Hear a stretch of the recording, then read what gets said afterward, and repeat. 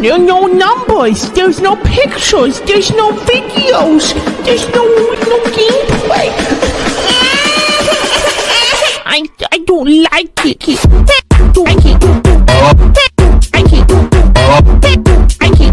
Yo, good morning, good afternoon, good evening. Hope you guys are doing well. Hope everyone's having a good day so far. Today, Freemers, we're going to be going over some more Palia lore. Today, we're going to be covering Einar's entries. They're from his fishing log. If you form a relationship with, well, not relationship, like if you continue growing your friendship with Einar, eventually he lets you go to his house, his little cave where he collects his rocks and his fish.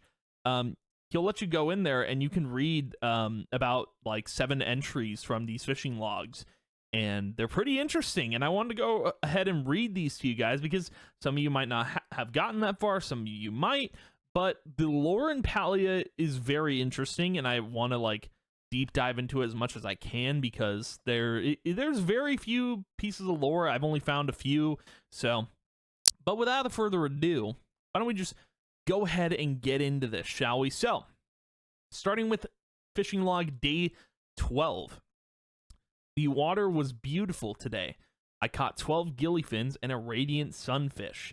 So, for those who don't know where this log is going, this is not in the perspective of Einar. This is in the perspective of like Einar's friend or owner. It's not clear how they like what type of relationship they have, but yeah, let's keep going. So day 12, and what's funny enough is like the days of the fishing log aren't really like they're spread out. Like they're not, it doesn't go day 1, day 2, day 3. It's like day 12 and then it skips a bunch of days, which is crazy. But anyway, let's keep going. All right, Einar caught his first gillyfin. He was so delighted. You would have thought he'd caught a flow whale. He even gave it a name, Gil the Gillyfin. I would never have expected a Galder to do that. So, a couple things we got to note here. Einar caught his first gillyfin, so this is the first fish he ever caught. That's why he's always down at the pier, because that's like the spot where you can catch gillyfin. They aren't worth much, but to Einar, they have a lot of value. Another thing to note here is the mention of a flow whale.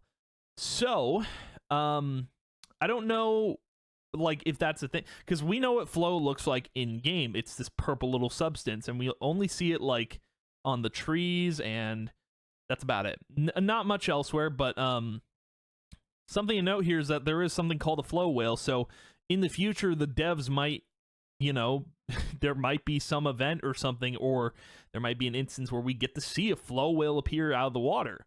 There's a good chance they might do that in the future. Who knows? Because a flow whale sounds really interesting. It sounds like it could be an event where you go inside like a whale's mouth, kind of like if anyone's seen Pinocchio, that I forget what it's called, the whale that kind of eats the ship. You go in there. That would be kind of cool if like we got to go inside of a flow whale and like, I don't know, a farm flow. I think that would be neat. But regardless, it is interesting to note that there is a type of being like that. But yeah, let's keep going. So the other thing here is Einar likes to name his fish, all of his fish, not just a gillyfin, but any fish you give him, he will be like, I'm going to name him Gil. It's kind of funny like that. It's funny how it works that he just names everything Gil, but it's probably because like it's simple, it's easy to do, but also like he just likes going with that name. I don't know. So I don't know if we actually, I don't remember reading through it. I don't remember if we actually get to know the narrator's name here. I'm not sure, but let's keep going. We're on to the 3rd page.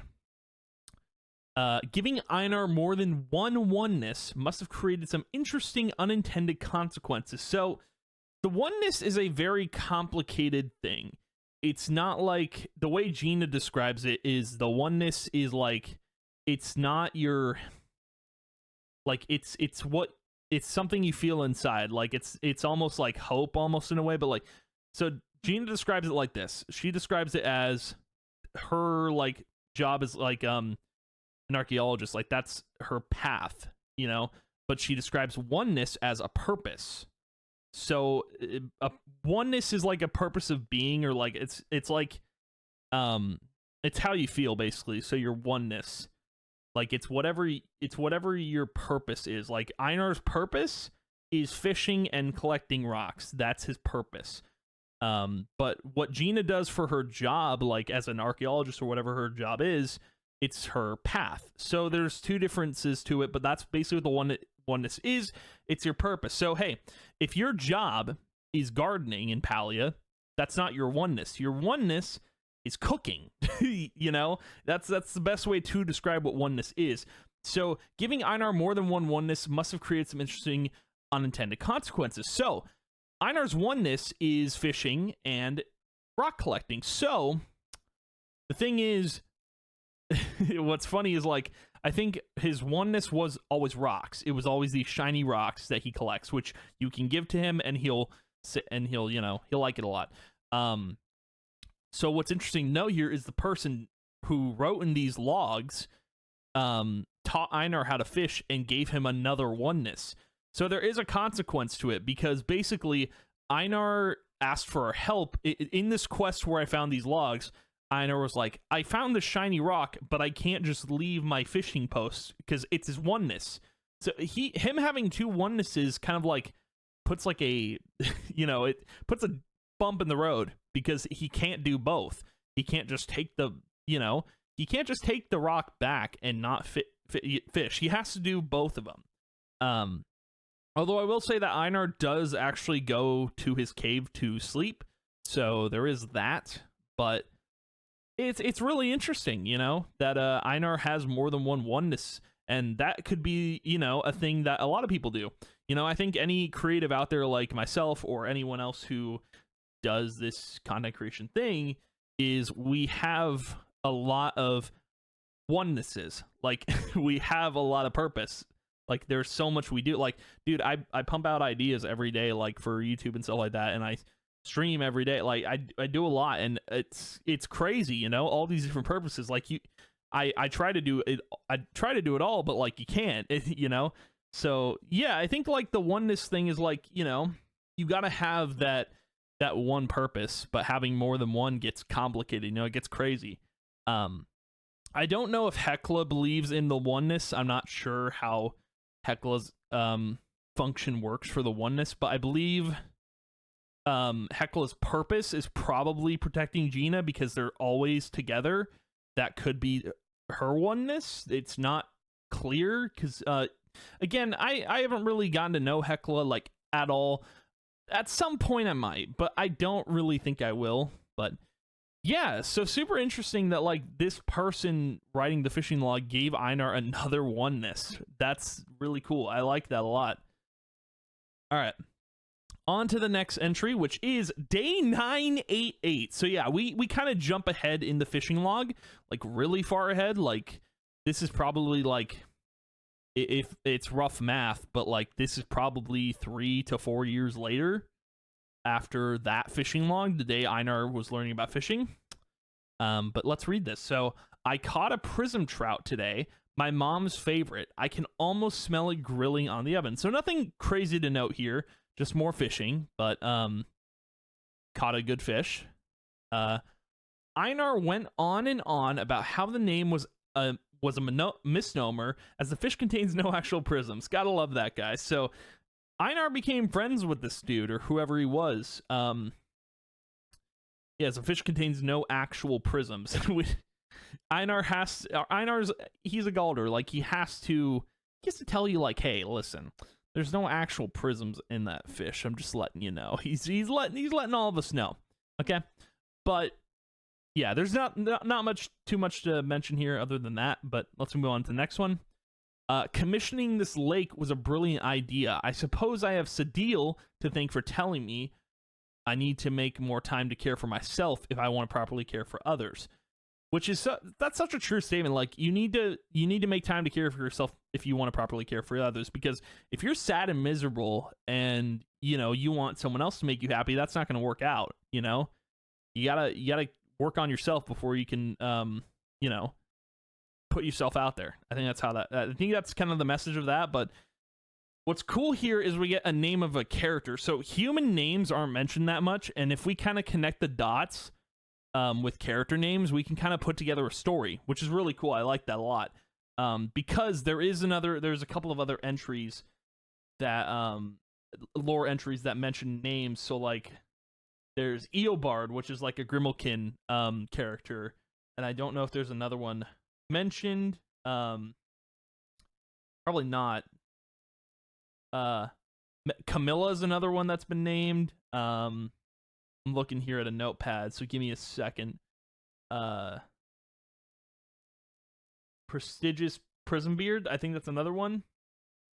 That's another one, definitely. Alba is another one that's mentioned, but so like Alba and Glauca, I think, are two other ones. So Glauca and Alba, I believe, are humans. You find them in you find those entries in the main quest that Gina sends you on that temple.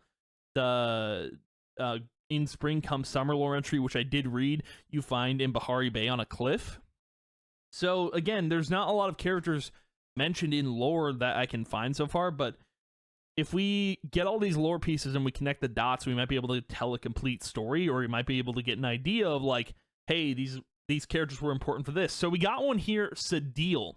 So I don't know who Sadil is, because Sadil is definitely not this person's mom.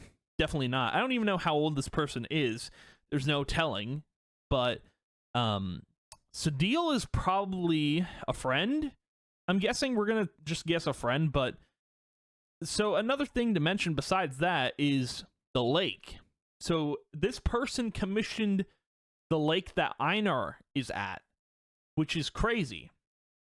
Like, he's the one who commissioned the lake. That's why Einar is there all the time. Not only because Gillyfins are there, but because that's where Einar and this person were fishing, and it's like also the dude owned the lake. So it's really cool to see that, you know, just like Einar sticking to his roots. He's sticking to that place. So if you see Einar there all the time and nowhere else, now you know why. Because of this person. Like, he made that much of an impact on Einar. It's crazy. Now we're gonna get on to the last entry here, which is only one page. There was no other pages. I looked all over the cave for pages just for this video, but yeah, let's get on to the last one. Day 1121. Didn't catch much, but the water was kind to me, and it was nice to be out with my old friend Einar. So this is probably like, again, it's probably like another year later, I think. So from 988 to 1121. It's about another year. I don't know how old this person is, but it says it seems it was nice to be out with my old friend Einar. So old friend, like, I mean, again, I don't know how old the person was, so it's kind of hard to tell. But let's continue. He seems to be the only friend I have left these days after what happened with Sadil. I don't really want to talk about that here. So Sadil, you know, there's no telling what happened, right? It's kind of almost like in the lore entry with the temple, right? You've got like it's kind of weird because the lore entry from the temple is like this person named Alba is writing to someone named Glauca, and I'm assuming they're partners, but it seems like they're trapped in this temple or something like that. And they're worried that they're going to it's not telling like what happened, you know, in that lore entry. But with this one, again, it's not clear. It's like Singularity 6 wrote these, or whoever is the lore writer at Singularity 6 was very vague with what happened. These people didn't like mention in detail what happened.